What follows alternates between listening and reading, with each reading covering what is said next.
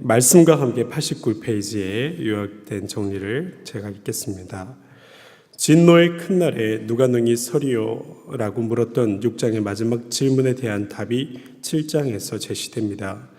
능히 설 수 있는 자들은 바로 인침을 받은 14만 4천 명이라는 것입니다. 주님은 구원받을 하나님의 백성의 이마에 인을 침으로써 모든 재앙에서 보호하시고자 하십니다. 이 14만 4천 명은 유대인 12지파에서 각각 12,000명씩입니다. 이런 숫자들은 유대인들의 개념에서 완전수입니다. 이처럼 환난 날에 인침을 받고 구원받아 하나님을 찬양하는 자들이 많을 것입니다. 그리고 각 나라 족속에서 구원받은 이방 그리스도인들이 하나님을 찬양하면서 등장합니다. 이들은 하나님의 성전에서 하나님을 섬기게 되고 그 속에서 하나님은 그들 속에 장막을 치시고 그들과 함께 거하시면서 그들을 돌보고 위로하실 것입니다. 이 요한계시록은 조금은 아버지 같은 느낌의 책입니다. 하나님의 마음이 직접적으로 표현되기보다는 은근히 내비치는 그런 모양새를 취하고 있기 때문입니다.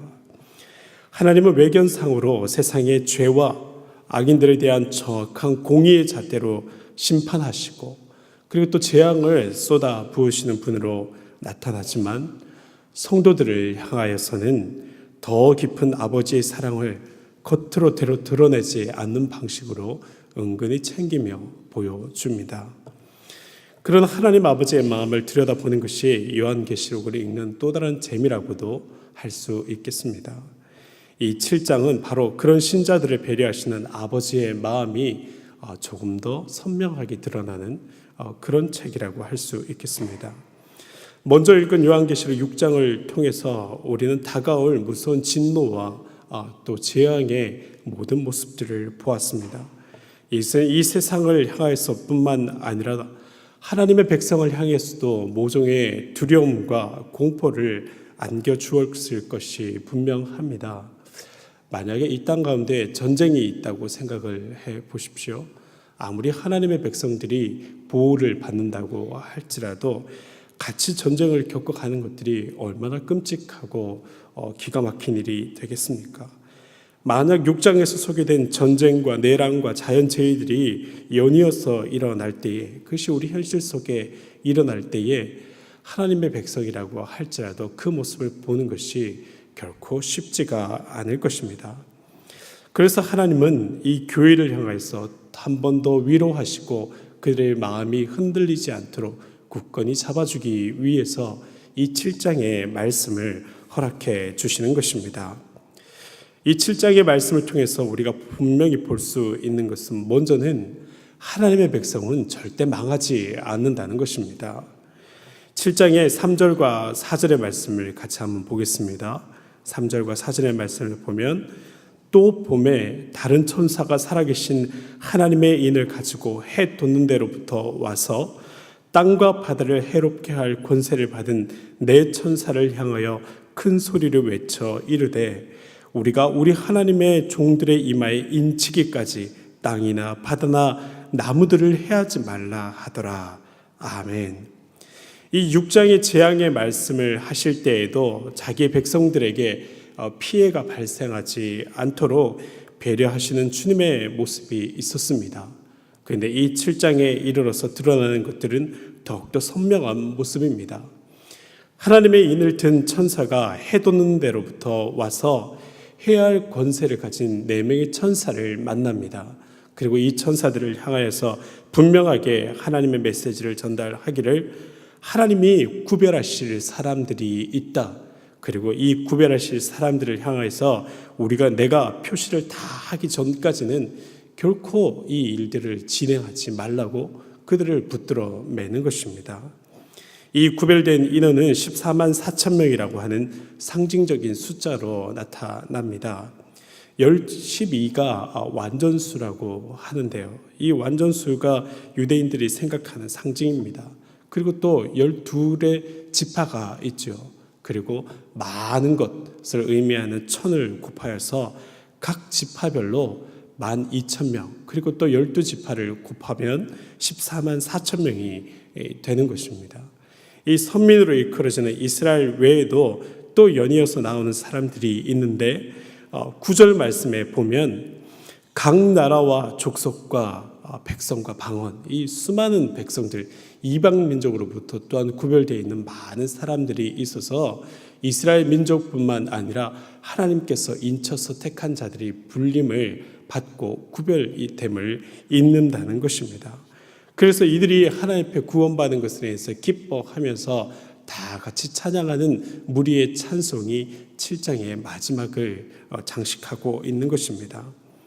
6장 맨 마지막 절의 17절의 말씀은 질문으로 끝이 났습니다. 우리 오늘 읽었던 말씀 전에 있던 6장 맨 마지막 절 17절을 보면 그들의 진노의 큰 날이 이르렀으니 누가 능히 서리요 하고 그렇게 질문으로 끝이 났습니다. 6장에 있는 이 여러 재앙들이 있었죠. 그리고 이 재앙들에 대해서 이 예언을 하면서 말하는 거죠. 이렇게 어마어마한 재앙들이 일어날 때 누가 과연 살 수 있겠는가? 살 수 없죠. 이런 일들이 일어나면 그냥 상식적으로만 생각해도 누구든 살 수가 없는 것입니다. 그리고 이 평소보다도 더 한두 번 일어나는 일들이 아니라 한 번만 일어나도 기겁할 일들이 연이어서 일어나는 이런 상황 속에서 누가 쉬 살 수가 있겠습니까? 근데 이들의 대답은 뭐냐? 천사의 대답이 무엇이냐? 인친 자들은 반드시 살게 된다 라고 그렇게 말씀을 하는 것입니다. 이 심판의 예언을 들은 하나님의 백성들이 아이고 하나님, 이렇게 어마어마한 재앙들이 일어나면 누가 살겠습니까? 우리가 살겠습니까? 그래, 너네가 산다 하고 확정해 주시는 그런 말씀을 지금 보여주시는 것입니다. 14만 4천 명의 무리들과 또 셀 수 없이 큰 무리들을 보여줌으로써 하나님의 백성들은 직접적으로 그들이 느낄 수 있는 두려움과 공포의 문제를 하나님께서 선명한 약속으로 해결해 주시는 것입니다. 주님의 답은 이렇게 요약될 수 있습니다. 내 백성은 결단코 망하지 않는다. 내 백성의 운명은 내가 결정하니까 결코 너희들은 망하지 않는다. 요한아, 이 영광을 알게 해라. 내 백성은 반드시 승리한다 하고 지금 선언하고 계시는 것입니다.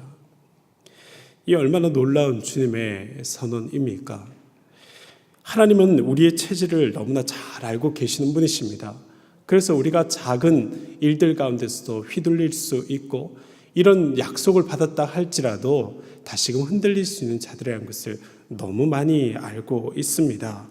그래서 이 우리를 가만둘 수 없어서 이렇게 7장의 말씀을 다시금 허락해 주시는 것입니다.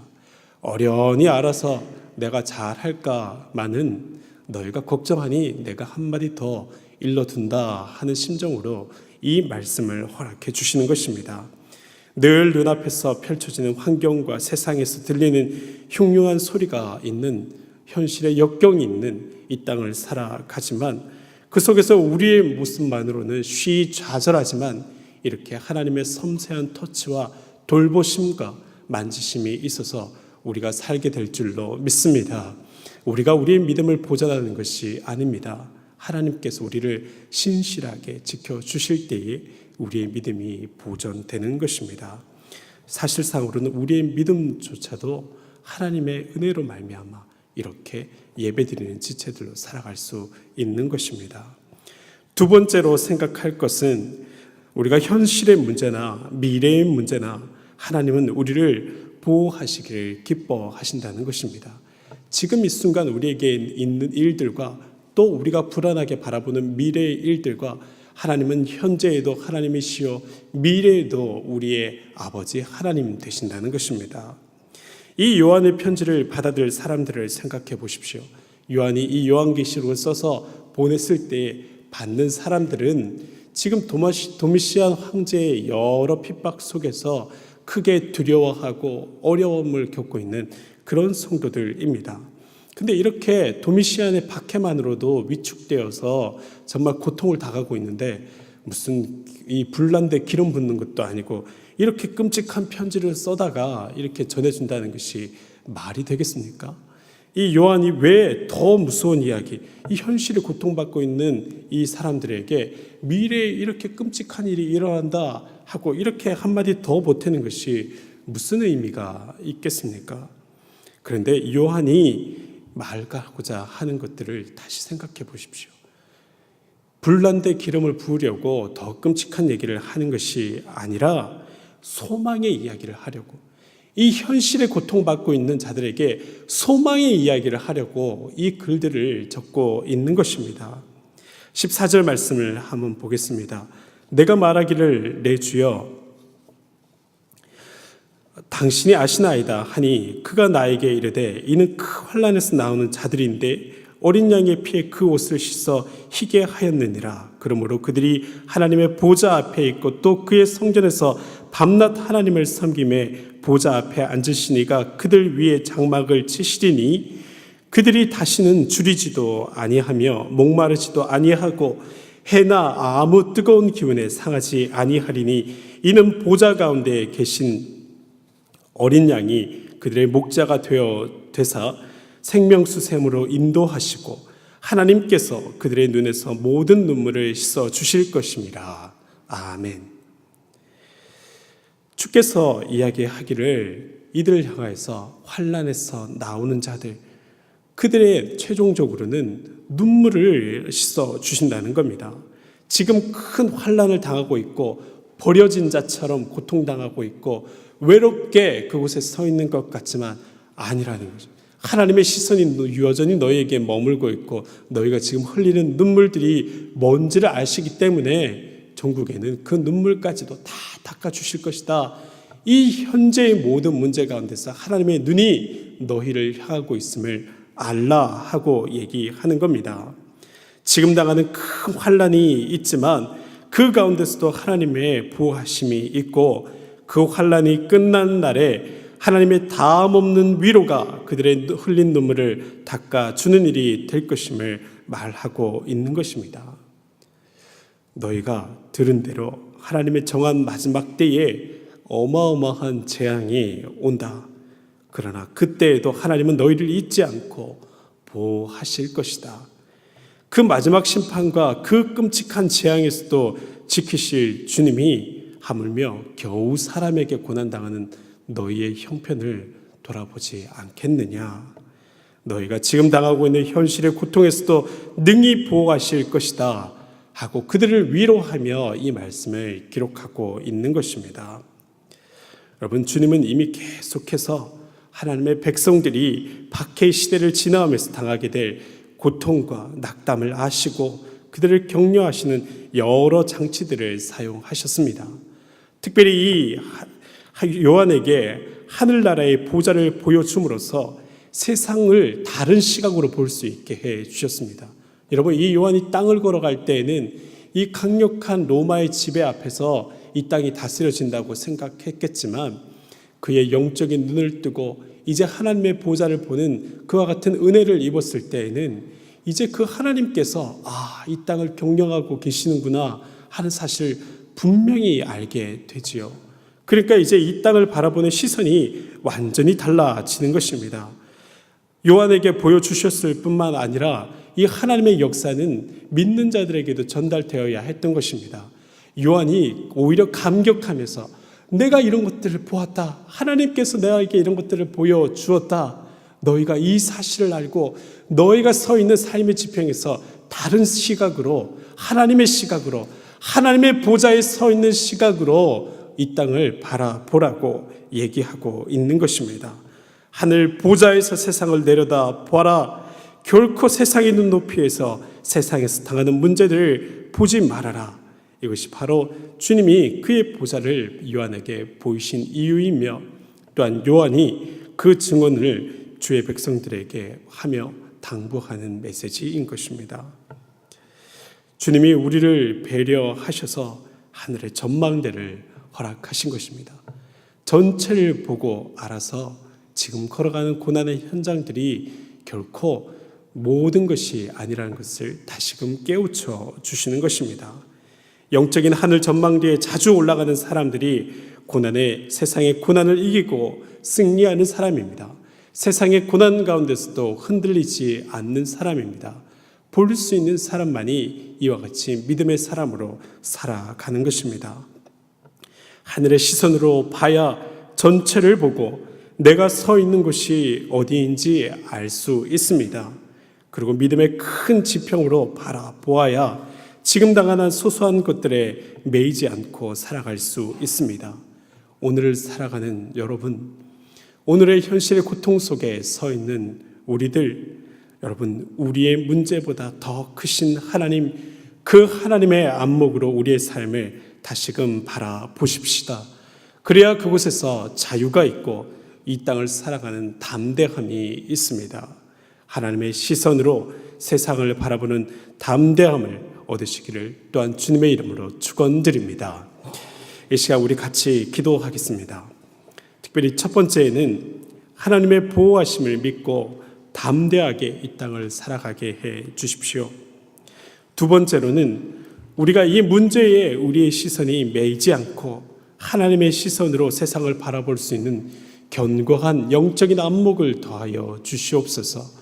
그래서 이 모든 것들을 통해서 믿음의 지평에서 참으로 자유롭게 살아가는 모든 사람들이 될 수 있도록 우리 같이 기도하겠습니다. 함께 기도합니다. 주여 믿습니다. 주여 믿습니다.